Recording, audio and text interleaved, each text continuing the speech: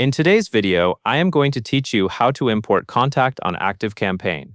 To begin, make sure you are logged in to your Activecampaign account and you are viewing the main dashboard. It also helps to have your contact list prepared ahead of time as a CSV file on your computer. A CSV is a common spreadsheet format, and it works best when each column has a clear header like first name, last name, email, or phone.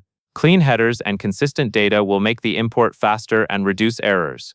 Once you are ready, look to the left sidebar and click Contacts. This takes you to the section where Activecampaign stores and manages all of your contact records. From here, you will start the import process. Next, go to the top right of the page and click Import. This opens the tools used to bring new contacts into your account. In the import options, choose Import from File. This tells Activecampaign that you will be uploading a file from your device rather than copying and pasting data or using another source. Now select the CSV file from your computer. Locate the file, click it, and confirm the upload. If the file does not appear, double-check that it is saved as a .NOT.ESV format and not a different spreadsheet type. It is also a good idea to close the file if it is open in another program, just to avoid any upload issues.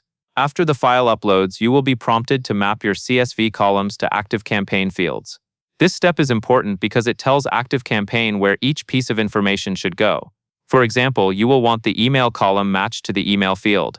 Names should match to the correct name fields, and any extra columns should be matched to the closest existing field.